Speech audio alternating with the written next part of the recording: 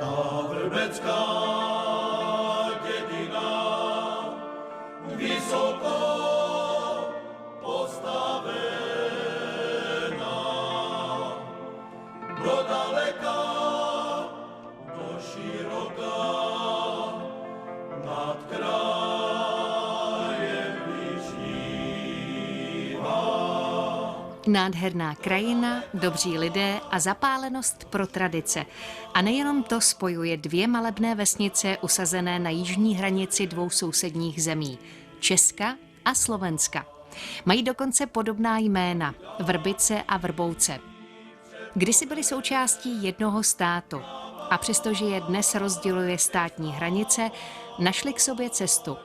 Jako partneři, kteří si vyměňují zkušenosti, ale i jako kamarádi. Poprvé se potkali v projektu s názvem Od Pálavy po Myjavu. Všetci tvoří a zpívají, v němž spojili práci i zábavu do jednoho. Společným jmenovatelem bylo tradiční řemeslo keramika doplněná hudbou. Nyní se rozhodli předat budoucím generacím důležité informace o tradičních lidových krojích, tak, jak je tvoří a umí oblékat zkušené babičky. Cílem je zachovat tento poklad předků obou vesnic, nezapomenout na kořeny, protože činí lidi šťastnými.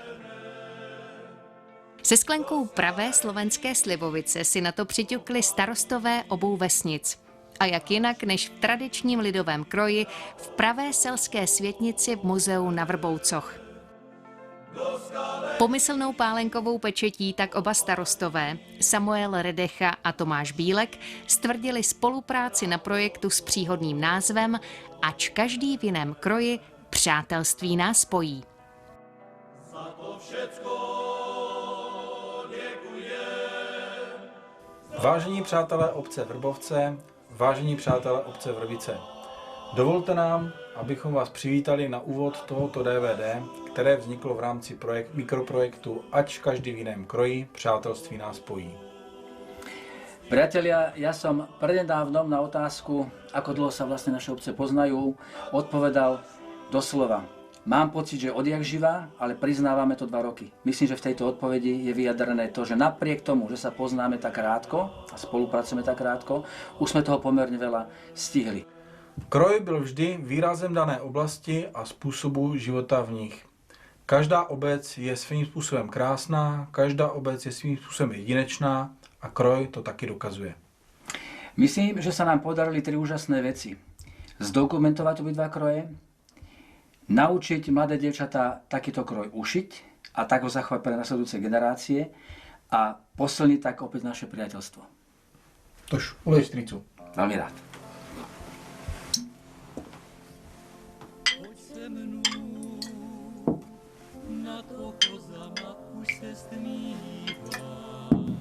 Na zdraví a na naše priateľstvo. Na zdraví a na přátelství.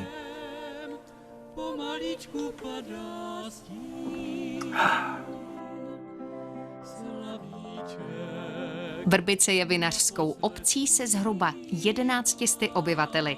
Najdete ji na jižní Moravě usazenou ve východním cípu Modrých hor v mikroregionu Hustopečsko v okrese Břeclav. Uvidíte ji zdaleka. Rozkládá se totiž na jižním svahu vrchu Stráž v nadmořské výšce asi 300 metrů. Její mimořádná poloha s vynikajícím rozhledem měla v dávných dobách velmi důležitý význam při obraně jižní Moravy. První zmínka o obci se datuje již k roku 1222. Dominantou obce je kostel zasvěcený svatému Jiljí. Stojí na nejvyšším místě v obci. Byl vystavěný bratrstvem svatého Jiljí v letech 1913 až 1920 a nachází se vedle hřbitova z roku 1790. Pod kostelem naleznete unikátní vinné sklepy. Jsou kopané v pískovcové skále s průčelím z kamene a s cihelným gotickým obloukem. Sklepy protkávají kopec Stráž v neuvěřitelných 7 patrech nad sebou. Lokalitu si oblíbili turisté a netřeba říkat, že především ti vinařští. Avšak kdo nepije víno, může svlažit hrdlo čerstvou vodou z kapličky poblíž sklepů. V případě se nechat ofukovat vrtulí dřevěného větřáku. Je však třeba si počkat na správnou chvíli. Bezvětří není dobrým spojencem. Daj Pánu k večer,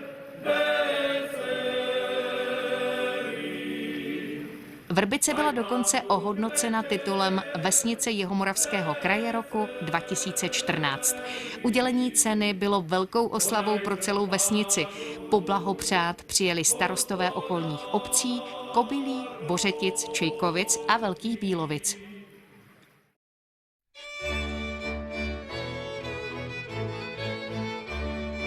Obec Vrbovce sa rozprestiera na juhozápadných svahoch Bielých Karpát. Stred obce je v nadmorskej výške 317 metrov.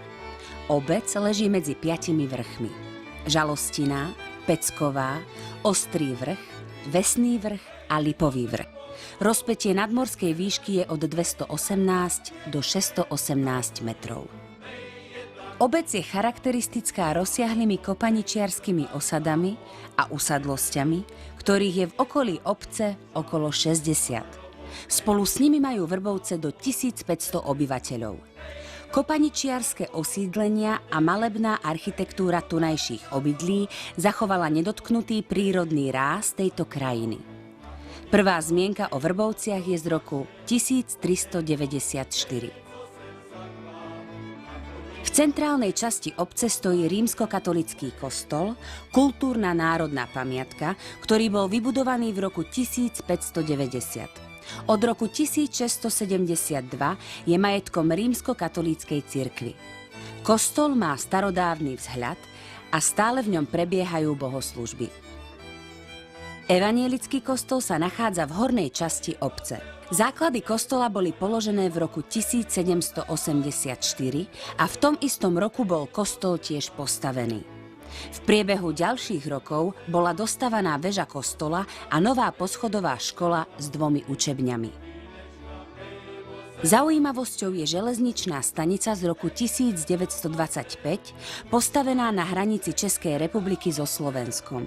Je symbolom československej vzájomnosti, čo preukazuje aj pamätná tabuľa českej rodáčky Márie Kudeříkovej, ktorú popravili nacisti v roku 1943 v mladistvých 22 rokoch.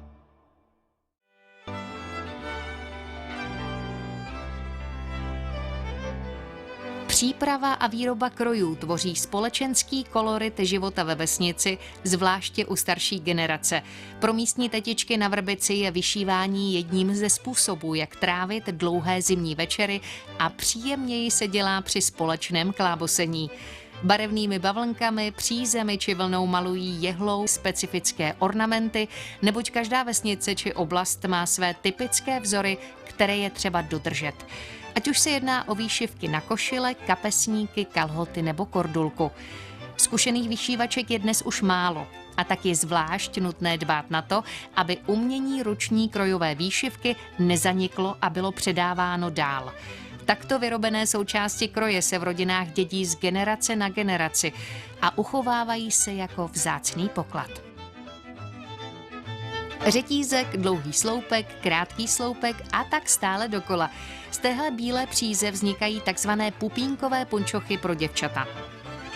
Samotným šitím krojů se zabývají šikovné švadleny.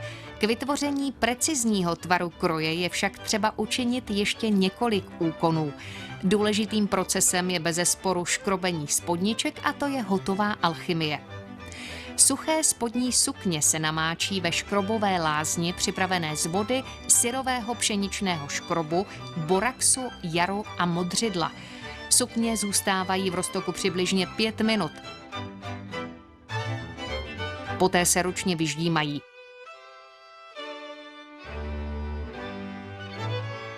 Zachycený škrob se musí po sukni rovnoměrně rozetřít. Pak přichází na řadu žehlení. Sukně se nejprve žehličkou po rubu vysouší, pak se políci žehlí od kraje a skládají na stejně vysoké varhánky. Dobrým pomocníkem jsou kolíčky na prádlo, které přidrží sklady v požadované poloze. Žehlení jedné sukně trvá zkušené ženě 1,5 až 2 hodiny podle délky. Vše je nažehleno a připraveno k oblékání.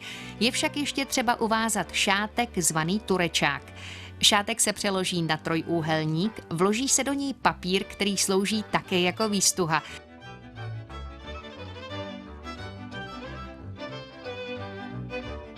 Na hlavě se zakládá 2 sklady na každé straně. Složené části se převrátí k sobě a na temeni se konce uváží na jeden uzel. Pečlivé připevnění špendlíky je nezbytností, aby v perfektní formě vydržel třeba 3denní hodování. Turečák je připravený a je poslední fází oblékání.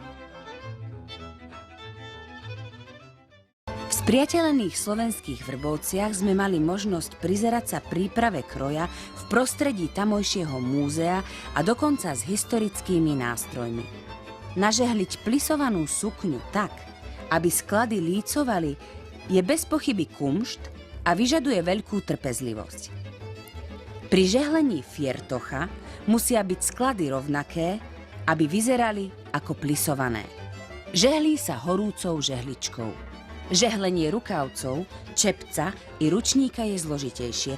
Tieto sa musia najprv naškrobiť, potom zvlhčiť, ľudovo povedané nakropiť a potom horúcou žehličkou vyžehliť a poskladať. Takto sa žehlia i mužské krojované košele. Ku skladaniu ornamentu z čiernej stužky na tmavomodré nohavice je okrem zručnosti potrebný i dobrý zrak. Avšak základom je dobre spracovaná predloha. Všimnime si tiež pani, ktorá výrobu kroja uskutočňuje. Je totiž oblečená do pracovného kroja, ktorý skôr býval bežnou formou oblečenia vo Vrbovciach. Zanecháme ju v bohumilej činnosti a rozhliadneme sa v tunajšom múzeu, kde lepšie pochopíme historické korene Vrbovčanov a teda aj ľudového kroja. Ako by sem patrili? Starostovia obidvoch spriateľených obcí pri poháriku slivovice zrejme stále diskutujú nad ďalšou spoluprácou. A domáci Samuel Redecha tvrdí, že napríklad v tejto posteli sa narodil jeho starý otec. Dobová izbica pôsobí, ako by si z nej majitelia len na chvíľu odskočili. K videniu je tu aj pôvodná podoba kroja. Oblečenie občanov vo Vrbovciach sa vyvíjalo v závislosti na domácich surovinách. Pozostávalo prevažne z konopného, ľanového plátna a kožušín. Neskoršie sa pridalo súkno, tenké bavlnené tkaniny a hodváb. Ešte v prvej polovici 20. storočia sa takmer v každej domácnosti pestovalo konope, ľan, gazdinky na kolovratoch cez zimu spriadali z vlákien nite, z ktorých sa potom na tkáckych stavoch robilo plátno. Spočiatku údajne neboli veľké rozdiely medzi sviatočným a každodenným oblečením.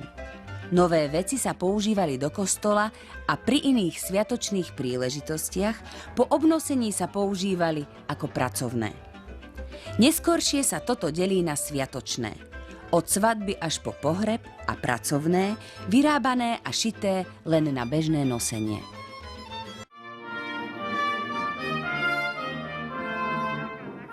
Slávnostné ľudové kroje patria i dnes k tradičnému koloritu života obidvoch obcí. Obliekajú sa pri rôznych významných udalostiach. Tou bez pochyby najvýznamnejšou udalosťou roku 2014 v slovenských Vrbovciach bola oslava životného jubilea 50 rokov miestneho evanjelického farára Miroslava Hvožďaru v tunajšom evanjelickom kostole. Zúčastnili sa na nej domáci obyvatelia, mnohí hostia, ale tiež priatelia z Vrbice. Slávnostnú atmosféru dotvárali krojovaní hostia ako z Vrboviec, tak z Vrbice. Na bohoslúžbe zaspieval miestny spevokol i chrámová schola Kamínek z Vrbice. Kroje sa využívajú hlavne do kostola na sviatky vianočné, veľkonočné, svetodušné a na Svätú Trojicu. Zkrátka v obou obcích se umí lidé dobře bavit, protože se umí odměnit za dobře vykonanou práci, protože chtějí být pospolu a vytvářet si tak dobré místo pro život. Teď k tomu získali ještě kamarády z druhé strany státní hranice. Navzdory odlišnostem se utužují nová přátelství a potvrzuje se tak nesporný fakt, že tradice a kořeny jsou důležitou součástí šťastného života. Udržujme je a chraňme si je.